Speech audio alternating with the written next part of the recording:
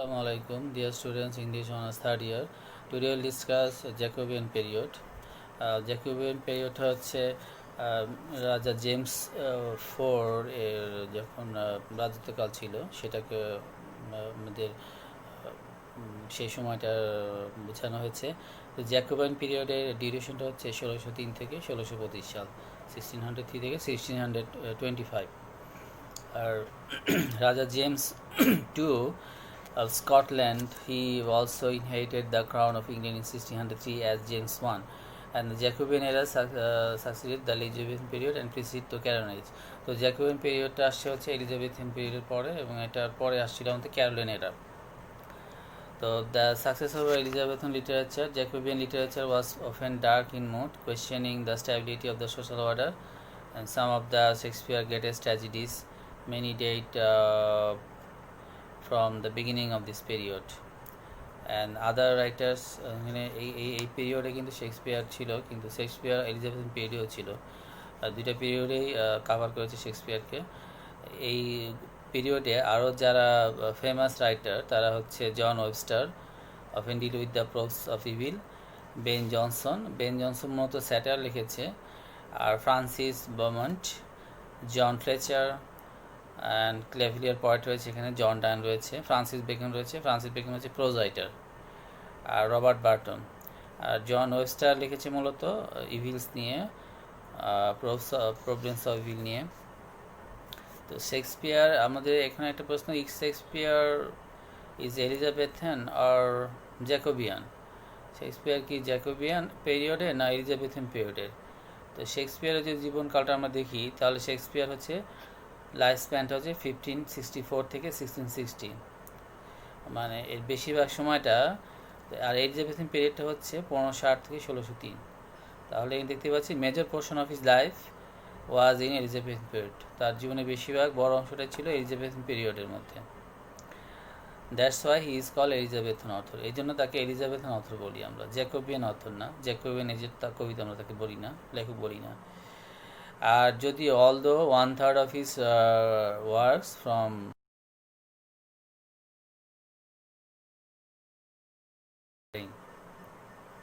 যদিও তার অনেক 1/3 লেখা এই পিরিয়ডে লেখা হয়েছে, তার মধ্যে মেজারও আছে। By the time James come to the throne, the theatre has become favorite leisure in London. আর ওই সময়টার কথা যেটা বলছিলাম, জেমস যখন ক্ষমতায় আসে তখন কিন্তু থিয়েটার ছিল ফেভারিট পাস টাইম লন্ডনে। তখন যেহেতু সিনেমার যুগ ছিল না, মানে মানুষের চিত্ত বিনোদনের প্রধান আকর্ষণ ছিল থিয়েটার এবং নাটক। But the appetites of audience was changing, এখানে দর্শকদের রুচিটা পরিবর্তন হচ্ছিল, তারা যে ধরনের নাটক তারা হিউমার চাচ্ছিল, and many human situation, the tragic comic আর dramatic with the passage of time, and the audience want more realistic presentation of the society which they are a part. তারা সমাজের প্রকৃত চিত্র দেখতে চাচ্ছিল, রিয়েল পিকচারও দেখতে চাচ্ছিল নাটকে। এবং towards the end of Elizabethan reign, the plays were becoming more edgy and human situation were becoming more exaggerate, আর extreme violence, selfishness, ambition were shown on stage. তো এরপর দেখা গেলো যে এলিজাবেথিয়ান পিরিয়ডের শেষের দিকে পরিবর্তনগুলো হচ্ছিল। তো আমাদের জ্যাকোবিয়ান পিরিয়ডে আমরা দেখতেছিলাম যে এক্সট্রিম ভায়োলেন্স দেখানো হচ্ছে, স্বার্থপরতা, অ্যাম্বিশন, এইগুলো স্টেজে দেখানো হচ্ছিল। And besides nature of evil, extreme of human behaviour, full of sex and violence. তো এছাড়াও আরও এই যে evil and extreme human behaviour, sex, violence, এগুলো আমাদের নাটকে আসছিল, তখনকার নাটকে আসছিল। We find such plays as John Webster, The White Devil, and The Duchess of Malfi, with highly intelligent character performs crimes and violence in pursuit of ambition. এটা দুটো ভালো উদাহরণ হচ্ছে হোয়াইট ডেভিল একটা নাটক, আর একটা হচ্ছে ডাচেস অফ মালফি। এই দুইটাতে আমরা প্রচুর ভায়োলেন্স দেখতে পাচ্ছিলাম, এবং ক্রাইমস, ভায়োলেন্স, অ্যাম্বিশন, এগুলো তো প্রচুর ছিল। এবং the dramatist of this period Shakespeare is the most gentle and sensitive. তাদের মধ্যে শেক্সপিয়ারই সবচেয়ে ভদ্র ছিল, মানে জেন্টাল সেন্সিটিভ ছিল, এত ভায়োলেন্স দেখাইছে সবচেয়ে কম হচ্ছে শেক্সপিয়ার অন্য রাইটারদের তুলনায় এই জ্যাকোবিয়ান পিরিয়ডে। And besides his moving human dramas and comedies also in the speed of Jacobean violence for example. তো তারপরও তার নাটকে কিছু ভায়োলেন্স ছিল, এই ধারাবাহিকতা ছিল, ভায়োলেন্সের কিছু স্পর্শ আমরা দেখি, যেমন ওথেলোতে কিন্তু ব্লাডশেড ছিল অনেক। এগুলো তার জ্যাকোবিয়ান যে স্পিরিট ছিল, ভায়োলেন্স স্পিরিট, সেটা তার নাটকেও আমরা পর দেখি। আর is one of the most notorious villains of the both Elizabeth and অথেলোর মধ্যে একটা যে ভিলেন পাই, যে যে প্রধান যে ভিলেন আয়াগো, সেটা কিন্তু শুধু শেক্সপিয়ারের সেরা ভিলেন, শুধু তাই না, এই দুই পিরিয়ডের মধ্যে সব নাটকের মধ্যে সবচেয়ে সেরা ভিলেন বা খারাপ ব্যক্তি হচ্ছে আয়াগো। The comic dramas of the Elizabethan theatre give way to harsh satire and led by Ben Jonson. আর কমিক ড্রামাগুলোর মধ্যে কিন্তু আমাদের এলিজাবেথের মধ্যে একটু হার্শ স্যাটায়ার ছিল, আমরা জানি যে স্যাটায়ার কি। And the Elizabethan tragic dramas give way an obsession with the moral corruption and violence satires of the revenge. আর এলিজাবেথিয়ান ট্র্যাজিক ড্রামার মধ্যে যেটা ছিল আমাদের, সেটা হচ্ছে যে মোরাল করাপশন ছিল, ভায়োলেন্স ছিল, রিভেঞ্জ ছিল, এগুলো ছিল। It was cynical and pessimistic outlook of life. তো আসি আমরা musical drama. It came from the passion of the king and the queen. তো Jacobean theatre was full of marks dramas with music elaborate sets. তো রাজা রানীদের আগ্রহের কারণে এই Jacobean পিরিয়ডে নাটকগুলোতে মিউজিকের ব্যবহার ছিল, এলাবোরেটেড সেট ছিল, নাটকের যে সেটের মধ্যে বৈচিত্র্য বা বিস্তৃতি ঘটানো, বড় এগুলো জ্যাকোবিয়ান ড্রামাটা বৈশিষ্ট্য ছিল। সাম মোস্ট প্রমিনেন্ট জ্যাকোবিয়ান প্লেরাইটস, আমাদের কিছু নাট্যকারের কথা বলি যে সবচাইতে উল্লেখযোগ্য নাট্যকার জ্যাকোবিয়ান পিরিয়ডের মধ্যে ছিল শেক্সপিয়ার ছিল, জনসন, ওয়েস্টার, এরপর রয়েছে ব্রম্যান, Fletcher, Middleton, Rowley, Marston, Heywood, Ford and Dekker. এটা হচ্ছে উল্লেখযোগ্য নাট্যকার হয়েছে জ্যাকোবিয়ান পিরিয়ডের। Characteristics of Jacobean drama. এখন আমরা আলোচনা করি যে জ্যাকোবিয়ান ড্রামাটার বৈশিষ্ট্যগুলো কী কী। Generally tragedies with dark humour, এখানে ডার্ক হিউমার ছিল, corruption of the court and aristocratic society. যেটা দেখানো হয়েছে যে কোর্টের করাপশন এবং অ্যারিস্টোক্রেটিক সোসাইটির করাপশন দেখানো হয়েছে। মাল্টিপল মার্ডার, এখানে প্রচুর মার্ডার এবং ব্লাডশেড, ভায়োলেন্স ছিল এখানে নাটকগুলোতে। টর্চার সিন ছিল, এর আগেও যেটা আমরা বলেছি দ্য হোয়াইট ডেভিল এবং দ্য ডাচেস অফ মালফি, দুইটা খুব ভালো একটা উদাহরণ এই ব্লাডশেড, মার্ডার এবং ভায়োলেন্সের। Comedies of this period lacked unified solid plots. তো এই সময়ের যে কমেডিগুলো ছিল সেগুলোতে যেই ঘাটতিটা ছিল সেটা ইউনিফাইড সলিড প্লট ছিল না। Themes were focused on court and aristocracy. থিমসগুলো মূলত ফোকাস দেওয়া হয়েছিল কোর্টের উপর এবং অ্যারিস্টোক্রেসির উপর, অভিজাত সোসাইটির উপরে।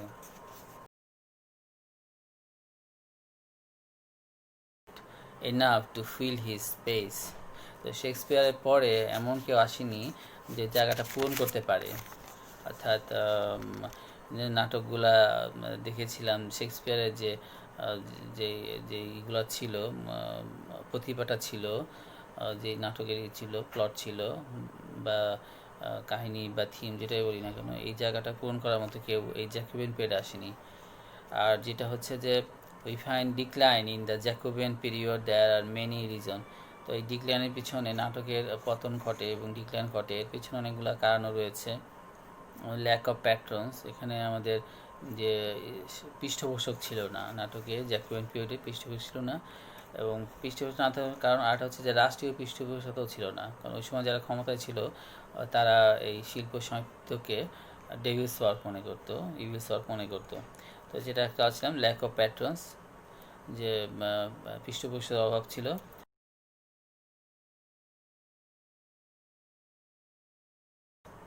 After the death of Shakespeare, there was lack of genius, lack of creative power in the art of characterization. তো প্রতিভার অভাব ছিল।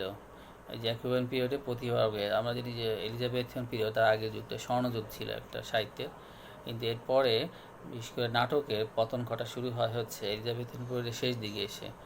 তো এই সময় একটা কারণে, আর একটা কারণ হচ্ছে যে জিনিয়াস ছিল না, ভালো ভালো লেখক তৈরি হয় না, নাট্যকার ছিল না, এবং তাদের এমন নাট্যকার ছিল না যাদের ক্রিয়েটিভ পাওয়ার আছে এবং যারা ভালো আর্ট অফ ক্যারেক্টারাইজেশন করতে পারে, যাদের আর্ট অফ ক্যারেক্টারাইজেশন ছিল, power in the art of characterisation ছিল না।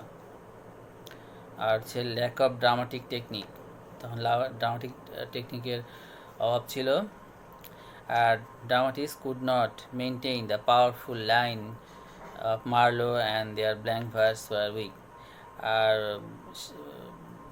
আরেকটা ছিল তখনকার ড্রামাটিস্টদের ব্ল্যাঙ্ক ভার্সটা উইক ছিল, যেটা আগে ছিল আমাদের শেক্সপিয়ার বা মার্লোর যেটা ছিল সেটা আমরা দেখতে পাচ্ছি না ইয়েদের মধ্যে, পরবর্তী নাট্যকারদের মধ্যে। এছাড়া আমাদের একটা হচ্ছে আর্ট অফ প্লট কনস্ট্রাকশন, এখানে এটার মধ্যে অভাব ছিল, এবং ইমব্যালেন্স ইন ড্রামা, আর ইমব্যালেন্স ছিল ড্রামাতে। Shakespeare balance between romance and realism is poorly replace. শেক্সপিয়ারের যে ব্যালেন্সটা ছিল রোমান্স এবং রিয়েলিজমের মধ্যে, সেটা পরবর্তীতে তেমনটা ছিল না, সেটা পুয়ারলি রিপ্লেসড হয়েছিল। পিউরিটানস অপোজিশন, যেটা আগে বলছিলাম যে পিউরিটানরা ক্ষমতায় ছিল, তো Puritan regarded drama and all forms of entertainment as devil works. Drama এবং সব ধরনের সাহিত্যকর্ম বা চিত্ত বিনোদনের যত উপাদান আছে এগুলো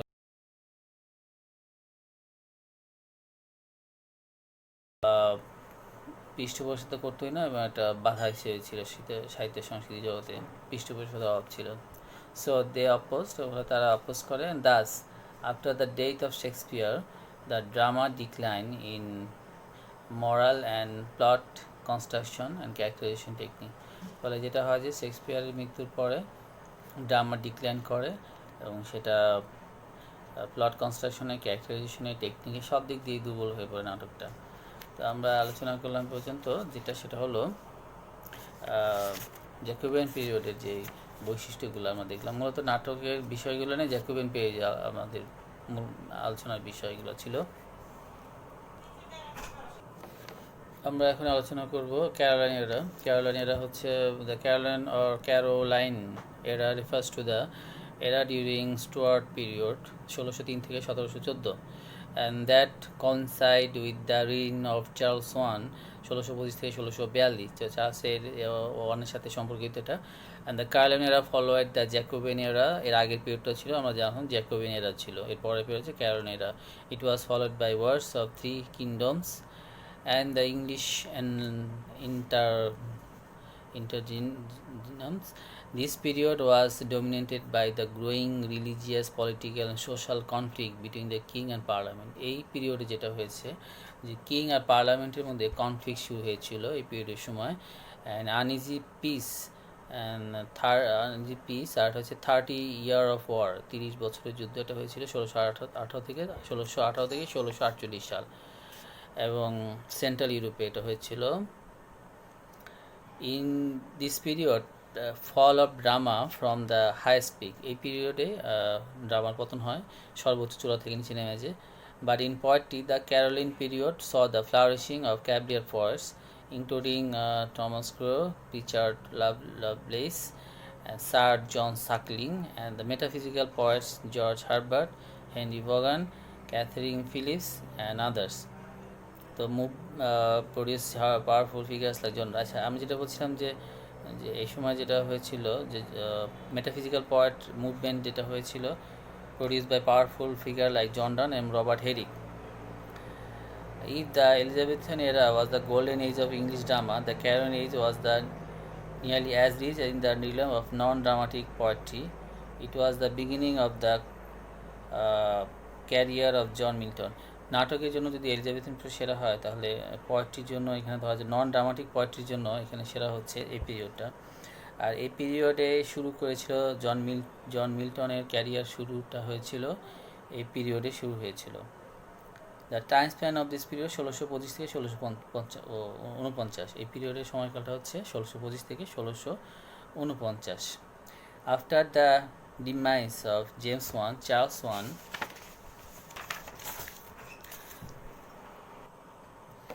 যেটা বলছিলাম যে Charles one as the appoint as the king, Charles one, James ওয়ানের পর চার্লস ওয়ান আসে কিং হিসাবে in 1625 and 16 he was executed as a result of Puritan uprising under the leadership of Oliver Cromwell, এবং পরে তাকে execution করা হয়ে থাকে এবং তারপরে অলিভার ক্রোমওয়েল ক্ষমতা আসে, পিরিটানরা ক্ষমতা আসে। The spirit of the result executed the result of Puritan uprising, the spirit of Renaissance began declining in this period. এই সময় কিন্তু রেনেসাস স্পিরিটটা চলে যেতে থাকে।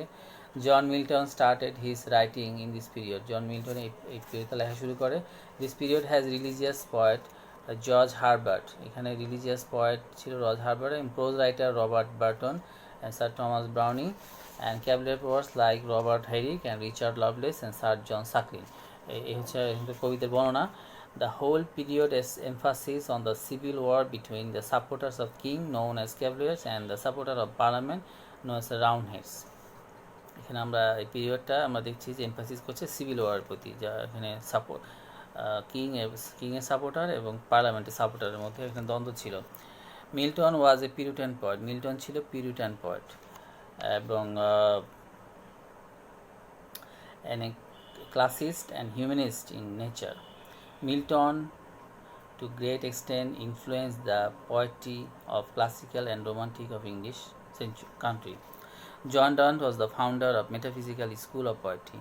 John Donne হচ্ছে metaphysical poetry প্রতিষ্ঠাতা, and psychological poet also, তাকে psychological poet বলা হয়।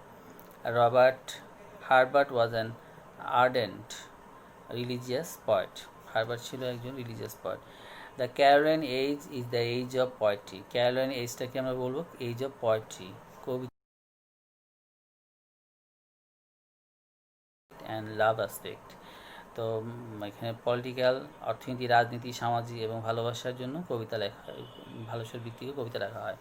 It is a highly productive age for in terms of an creativity, writing in different style. এজটা হচ্ছে খুব একটা হাইলি ক্রিয়েটিভিটি, এখানে ক্রিয়েটিভিটির জন্য এজটা বিখ্যাত। আর এখানে লেখা হয়েছে বিভিন্ন স্টাইলে, তো বিভিন্ন ধরনের স্টাইল, বিভিন্ন ধরনের লেখা আমরা এখানে দেখলাম। যেখানে মেটাফিজিক্যাল পয়েট দেখলাম, রিলিজিয়াস পয়েট দেখলাম, এবং এখানে আমরা তাই বিভিন্ন ধরনের কবিতার একটা মিশ্রণের জন্যই বলতে পারি যে এই কবিতাটাকে, এই এজটাকে বলা হয়েছে যে এজ অফ পোয়েট্রি। তা আমরা আলোচনা করলাম আজকে দুটো এজ রয়েছে, একটা হচ্ছে ক্যারোলিনস আর একটা হচ্ছে জ্যাকোবিয়ান পিরিয়ড। তো এই দুটোই আমাদের আজকের বিষয় ছিল। ধন্যবাদ সকলকে, আসসালামু আলাইকুম।